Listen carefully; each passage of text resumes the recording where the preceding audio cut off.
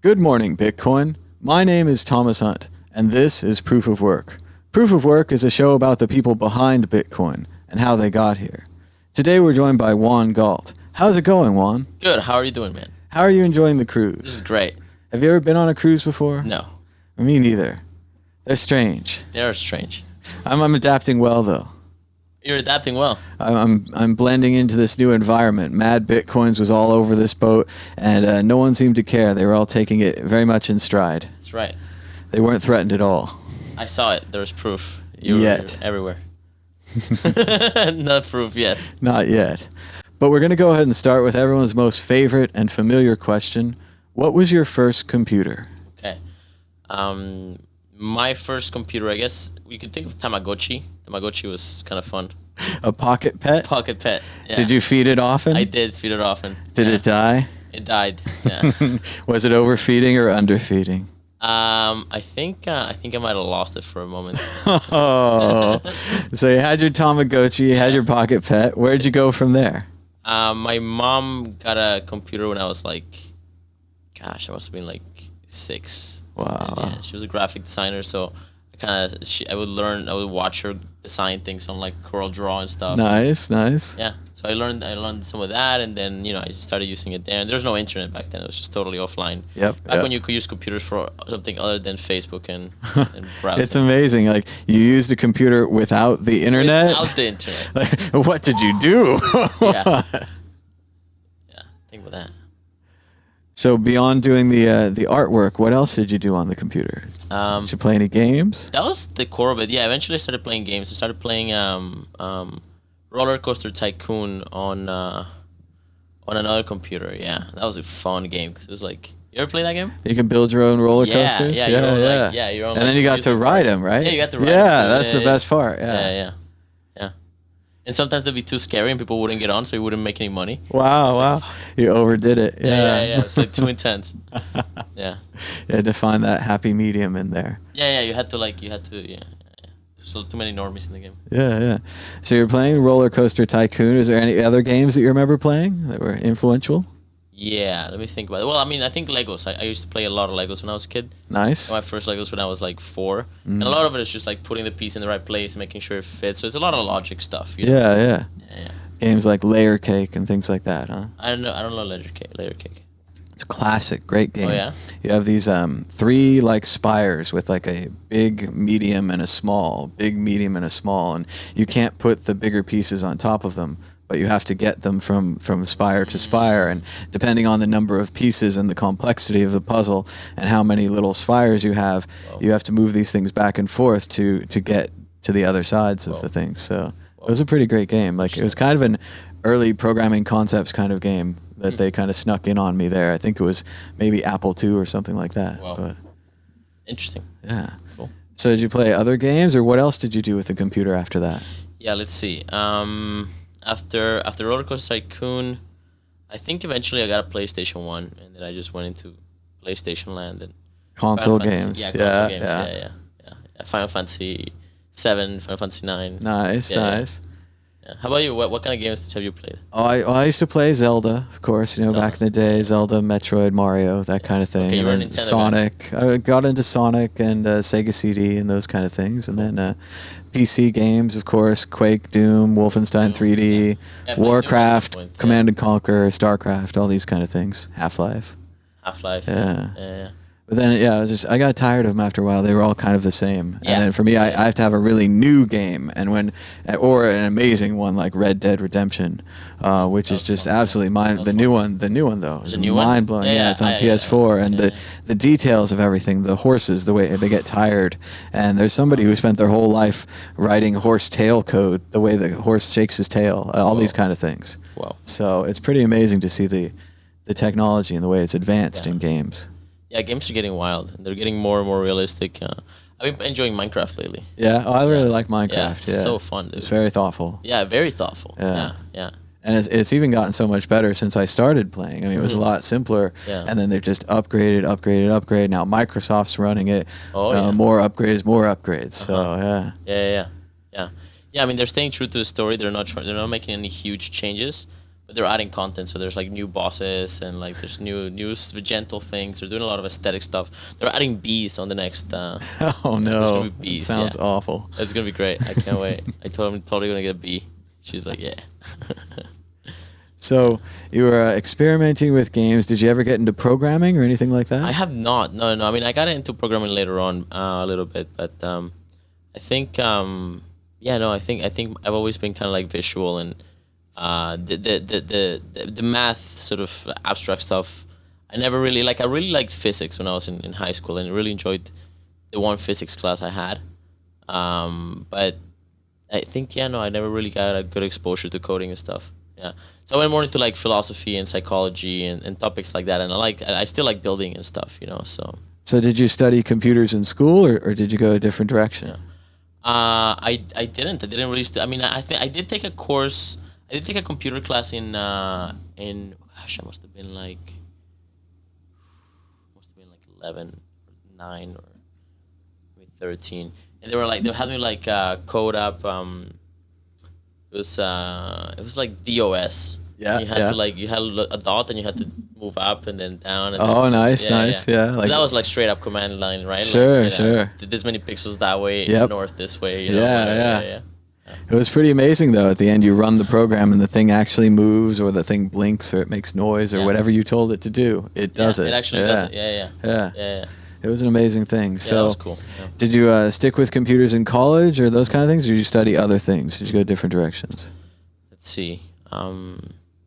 I think mostly after that I didn't really have that much exposure to computers or to like coding. I had computers like from 6 and up, but I think gaming and movies and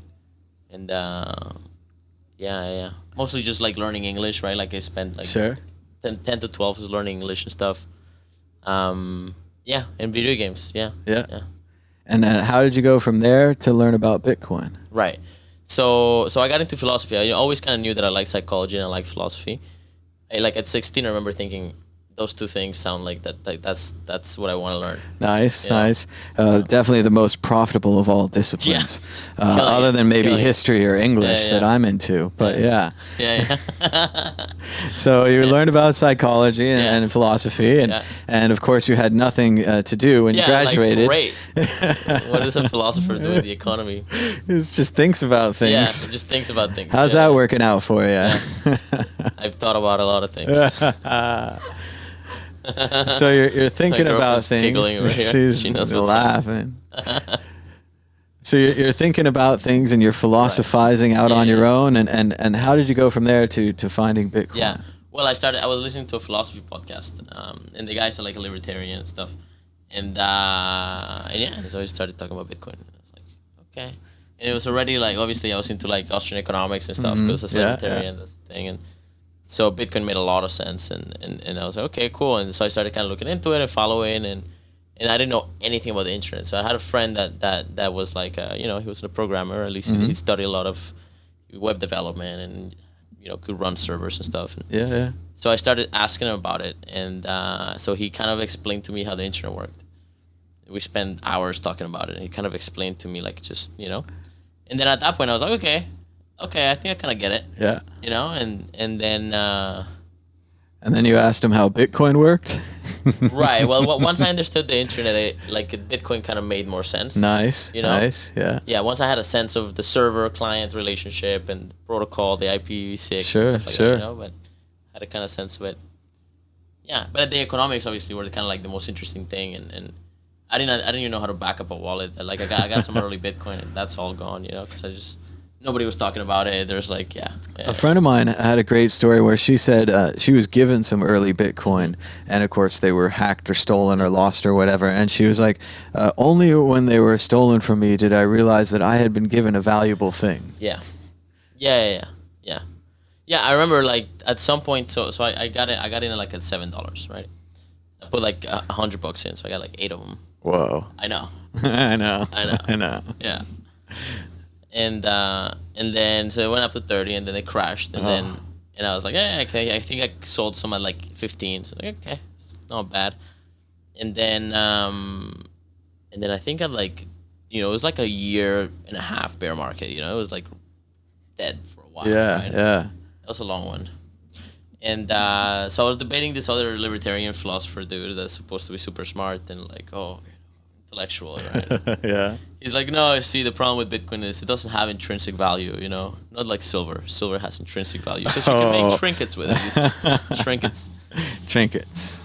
And semiconductors. And semiconductors and other things. And Yeah. yeah. So I was like, you know what? I guess that makes sense because Aristotle said that makes sense. So, okay, sure. And so I just kind of wrote it off in my mind. Sure. And then my laptop died. And I just didn't make... And I was like, whatever. It's going to die anyway. Son of a bitch. So you didn't even bother backing them up or keeping the hard drive my or hard drive. anything? No, yeah. Once the price of Bitcoin started to go to like 50 and 100, I was like, oh shit. At that point, I had already started looking at it again. So I was like, okay, you know what? Fuck this guy.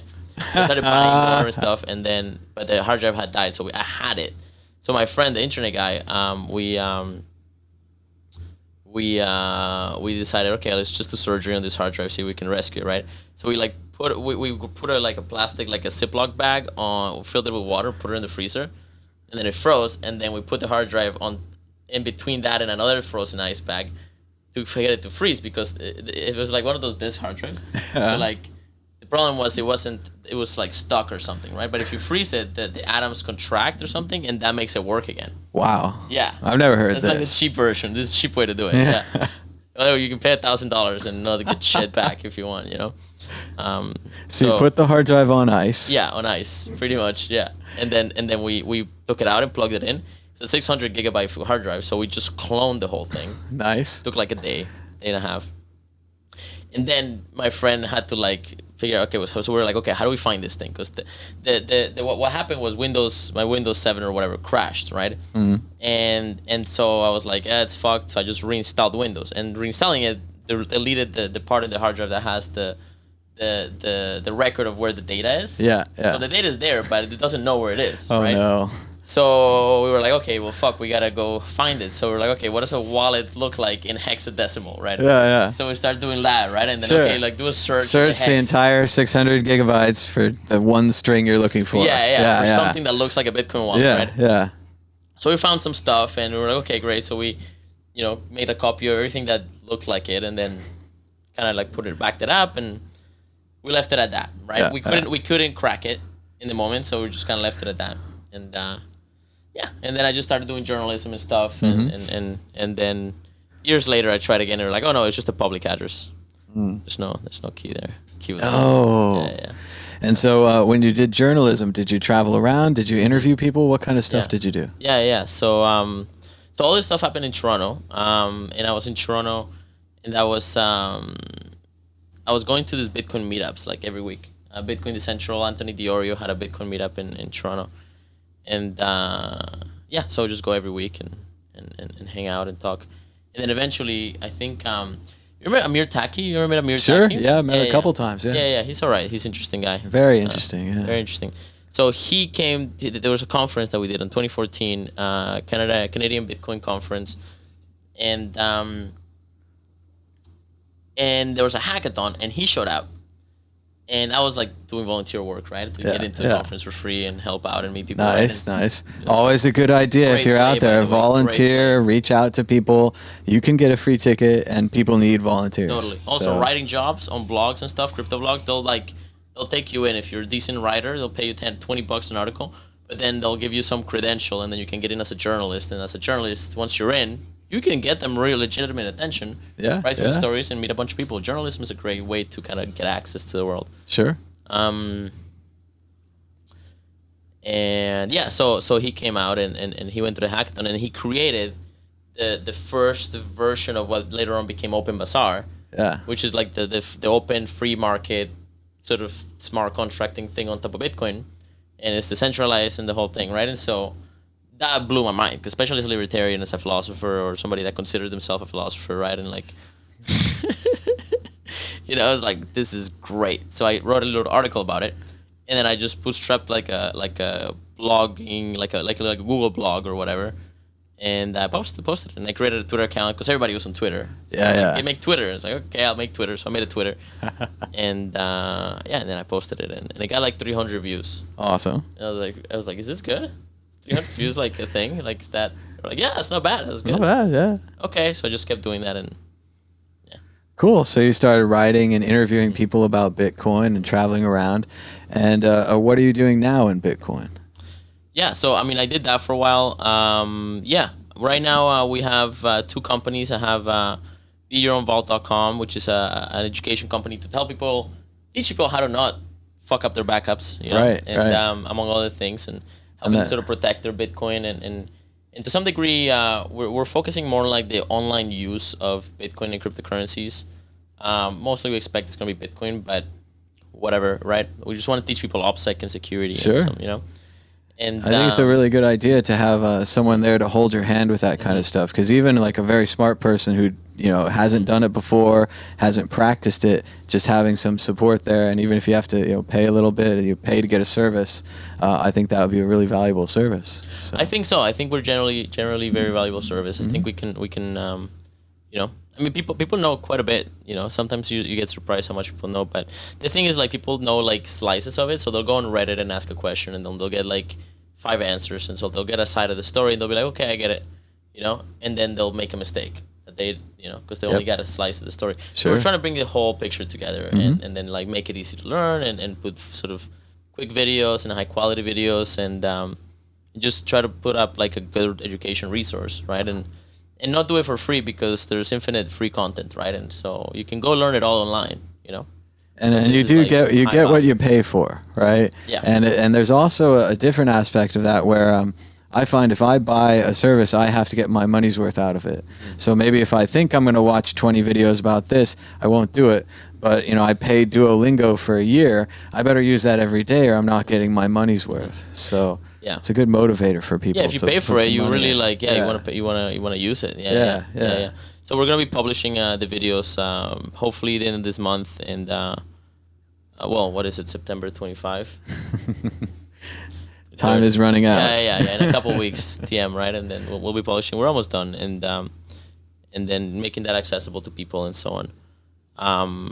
So that's interesting, and that's like, it's really tough because security is difficult, right? So. The speech that we gave at the Working Man Bitcoin cruise that Anastasia helped me beautify. She's the beautifier of BYO Vault. Yeah, I can give a speech, but like, they have rough edges, Yeah. She's polished it, so. Aww. Yeah, appreciate that. Nice. Okay.